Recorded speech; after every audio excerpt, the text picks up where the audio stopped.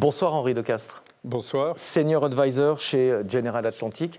On vous connaît bien sûr comme un assureur, un ancien assureur en France. Vous avez quand même passé 16 ans à la tête du groupe AXA avec des convictions que vous avez parfois défendues.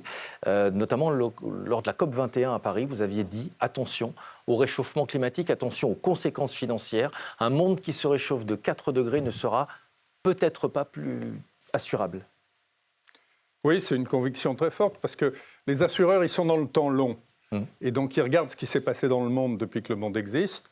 Et les événements climatiques, les changements d'écosystèmes, en réalité, ce qui se passe sur la biodiversité qui a des conséquences sur le climat, c'est ce qui a l'impact le plus fort sur l'immigration, sur les guerres, sur la création et la destruction de richesses. Et donc, on ne peut pas se désintéresser de la manière dont évolue le climat. Nos sociétés ne sont pas préparées aux évolutions qui sont aujourd'hui probables. Il faut qu'elles s'y préparent le plus vite possible. Et cette transition va avoir un coût. Au cours de votre carrière, vous avez été souvent courtisé. On vous a même proposé d'être ministre de l'économie et des finances. Aujourd'hui, vous êtes un acteur majeur du private equity. Comment on passe de l'assurance au private equity ? Assez facilement, en fait, d'abord parce que l'assurance, c'est à la fois, c'est un métier d'actif, de passif et de gestion actif-passif. Et quand on regarde la partie active du métier, les assureurs, comme je le disais, sont dans le temps long. La manière de créer le plus de richesse, c'est de jouer avec le temps et l'appétit pour le risque. Et assez naturellement, quand on joue avec le temps et l'appétit pour le risque, ou quand on utilise le temps et l'appétit pour le risque, on en arrive à l'idée que si on veut faciliter de la création de valeur et en capturer une partie pour soi, le private equity est une des manières de structurer sa gestion d'actifs. Je parlais au début de convictions que vous aviez développées, énoncées lorsque vous étiez assureur. Est-ce qu'à travers vos choix d'investissement aujourd'hui, à travers les entreprises que vous accompagnez, vous avez le sentiment que vous préparez l'économie de demain, que vous aidez à développer certains secteurs plus que d'autres, peut-être en fonction de vos convictions ? Je pense que le private equity en général est un espèce d'éclaireur avancé de ce qu'est le reste de l'économie, qui est plus lourde, qui est moins flexible, qui est moins mobile, qui a moins d'appétit pour le risque. Donc, dans ce sens-là, oui. Je crois aussi qu'il faut le faire avec un peu de sagesse et de recul. J'entendais avec beaucoup d'intérêt ce qui était dit depuis le début de cette émission et que je partage assez largement. Il faut quand même avoir en tête un certain nombre de choses qui sont à la fois positives et quelquefois un peu plus des appels à la prudence. Les 20-25 dernières années qui viennent de s'écouler ont été historiquement une période de décrue des taux d'intérêt extrêmement forte. Et donc, il était possible de s'endetter, de leverager des deals, comme il ne sera plus possible de le faire dans la période qui va s'ouvrir. Ça a eu un impact sur les rendements. Alors ensuite, ça ne répond pas à la question est-ce que la prime du private equity par rapport à ce que sont les investissements plus banals va rester au même niveau. Mais attention, parce que l'endettement ne sera plus forcément aussi facile. Il y a un deuxième élément qu'il faut avoir en tête, et qui, lui, me semble, alors pour le coup, très intriguant et assez positif. Je pense que dans la longue histoire de l'humanité, jamais l'accès à l'innovation n'a été aussi peu coûteux. C'est-à-dire, si on voit fleurir un certain nombre de start-up, dont certaines sont des réussites absolument formidables, c'est aussi parce que dans leur période initiale, elles ont un accès à des capacités de calcul, à une innovation qui est sans équivalent dans ce qui existait aux générations précédentes, qui est d'une puissance extrêmement forte et qui est disponible à un coût extrêmement faible. Ça a été le cas dans la révolution technologique depuis une vingtaine d'années jusqu'à maintenant. C'est un facteur très positif. Vous regardez toutes les capitalisations aujourd'hui qui sont supérieures à, disons, 1000 milliards de dollars.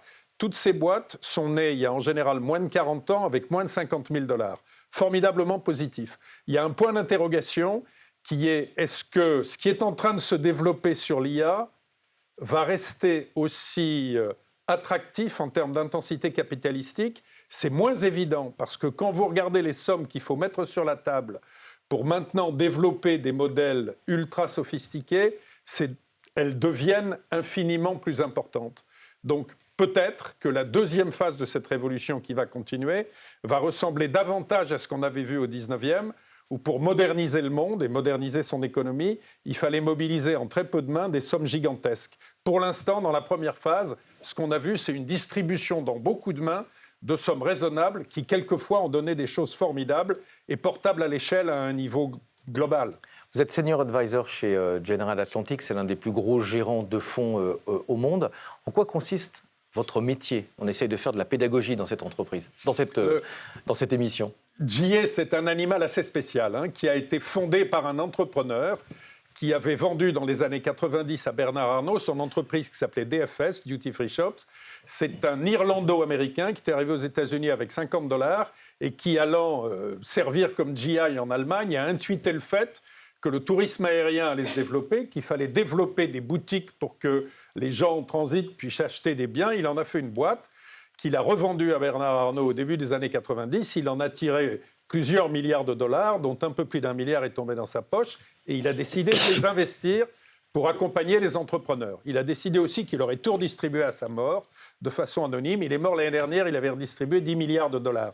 Et il a voulu investir pour accompagner des entrepreneurs dans des boîtes en croissance et accélérer leur développement, au départ essentiellement dans le domaine de la tech. Les fonds de private equity sont généralement impliqués dans la gestion des entreprises où ils investissent. Est-ce qu'on intervient de la même manière dans un groupe où on investit que lorsqu'on pilote, et c'était votre cas, une entreprise cotée au CAC 40 ? Oui, il y a des contraintes différentes et elles ont été soulignées. Une entreprise du CAC 40, c'est un gros pétrolier. Ça a d'immenses avantages de piloter un gros pétrolier, ça a aussi quelques inconvénients. L'inertie. Et oui, l'inertie. Bon, aujourd'hui, cette inertie, en termes concrets, c'est le poids de la réglementation, un appétit pour le risque aussi, qui devient différent, et une difficulté plus grande à pouvoir très rapidement changer de bord, parce qu'il faut l'expliquer à beaucoup plus de monde, beaucoup plus de gens. Ça coûte beaucoup plus cher. Le private equity, c'est un peu, par rapport à ces gros vaisseaux, c'est un peu le hors-bord, qui permet d'aller plus vite dans certaines directions, quelquefois au risque de quelques accidents quand même. Mais ça va plus vite, c'est plus réactif. On a parlé tout à l'heure avec Frédéric Stollard du rendement plus élevé en private equity si on compare avec l'investissement coté. Il nous a donné 8 raisons. Claire Chabrier nous en a donné 3. Vous, comment est-ce que vous analysez justement cette surperformance du PE par rapport à l'investissement coté ?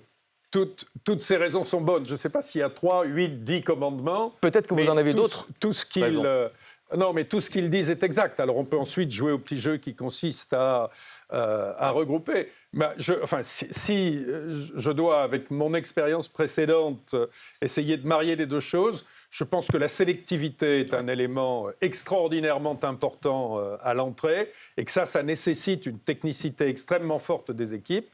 Je pense ensuite que ce que j'appellerais le challenge constructif vis-à-vis des équipes est essentiel. Il ne faut pas... on n'est ni dans la séduction ni dans la complaisance. Je pense que le risque qui guette, et c'est particulièrement le cas en France, un certain nombre d'entreprises qui ont commencé à bien réussir et qui pensent qu'elles sont devenues des licornes par génie, leur principal risque, c'est l'arrogance. Parce qu'on ne passe pas du statut de licorne au statut de boîte qui vaut 5, 10, 15, 20 milliards et qui éventuellement, comme le souhaite Emmanuel, et je suis sûr qu'il y arrivera, devient coté. On ne le passe pas, ce seuil, en gardant les mêmes méthodes. Et c'est là que le private equity peut aider. L'investisseur qui a l'habitude de ce type de situation, parce qu'il peut aider les fondateurs à réfléchir sur ce que sont les conditions d'évolution de leur équipe exécutive, parce que ceux qui ont fondé quelquefois la boîte peuvent continuer, mais quelquefois pas. Les gens qui les ont accompagnés, quelquefois, ont besoin d'être remplacés par une nouvelle génération. Il faut savoir le dire sans complaisance. C'est trop rarement le cas. Il faut savoir aussi faire évoluer la gouvernance. Et il faut enfin rendre réaliste sur ce que sont les solutions de sortie. Est-ce que ce sont des acteurs stratégiques ? Est-ce que c'est une entreprise qui peut rester indépendante ? Est-ce que c'est le marché tout seul et par soi-même ? Il faut être réaliste sur cela. Et au fond, le rôle du fonds de private equity, c'est d'être le Jiminy Cricket qui murmure à l'œil du fondateur « Fais attention ». ne tombe pas, entre guillemets, amoureux de ton propre rêve. Garde le dynamisme que te donne le rêve, mais acquiert un peu de la distance que doit donner l'expérience et la sagesse. Il nous reste peu de temps. J'aimerais votre avis sur l'ouverture au retail du private equity. Je pense que c'est quelque chose d'indispensable, d'essentiel, et que quelque part, d'ailleurs, c'est Mais pourquoi ? un instrument de justice financière. Alors, pas n'importe quelle ouverture, parce que le risque principal dans ces affaires, c'est qu'un certain nombre d'investisseurs particuliers, se pensant sophistiqués parce qu'ils passent leur temps à aller consulter sur Internet à peu près tout, ce que j'appelle les faux sachants, hein. C'est-à-dire que c'est les gens qui s'automédiquent, etc. Bon, les gens qui auto-investissent trop, il faut quand même essayer de leur mettre quelques garde-fous. Et c'est pour ça que les intermédiaires sont nécessaires. Moi, je ne crois pas trop aux sociétés totalement désintermédiées, ça se termine rarement bien. Il y a un moment où les intermédiaires sont nécessaires pour accompagner la progression de connaissances, mais oui, c'est important, parce que c'est une manière de donner à une épargne, entre guillemets, plus populaire, l'accès à des rendements qui sont des rendements plus élevés, à une condition essentielle, c'est qu'ils soient conscients des risques et des contraintes de liquidité que ceux-ci emportent. Quelqu'un a souligné, je crois que c'était Frédéric au début, les contraintes d'illiquidité que ça peut créer. Oui, on a des rendements supérieurs sur la durée, mais oui, il faut accepter aussi cette contrainte d'immobilisation. Donc, la relation entre l'intermédiaire et le particulier, elle doit, de manière indispensable, de mon point de vue, accompagner cette ouverture à l'épargne des particuliers. Merci beaucoup, Henri Decastre. Merci. On va rejoindre les autres experts pour répondre aux questions du public.